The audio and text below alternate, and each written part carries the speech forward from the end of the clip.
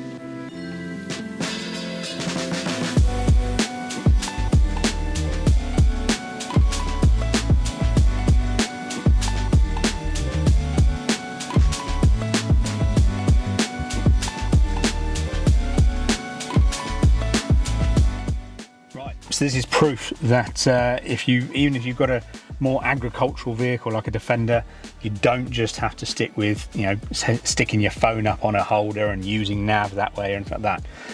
This has worked an absolute treat, this little Halo 9 going in here. It's gone into its single DIN aperture because obviously that's how they're designed, works a treat, and it's replaced the stereo that was in there originally. So, well, I say originally, I think it had been done by the people that the owner had bought it from. So previously I think it had like a little Blaupunkt unit in that obviously did its job, I guess, but the customer wanted to modernize it and have things like CarPlay, navigation and all that sort of stuff, and also because the previous people had fitted some Alpine components into the dash and some coaxials into the back and then an active subwoofer under this kind of central cubby hole.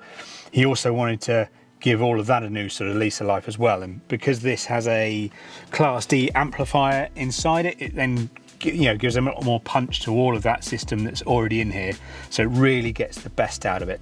And then as you can see, because we're able to lower the screen slightly and not have it stuck right up out of the way, you don't lose any functionality of your buttons. They're just there and easy accessed, but you've got this lovely 9-inch clear screen that we can then utilize, and we've got everything. We've got radio, go into CarPlay, you've got access to all of your music, obviously.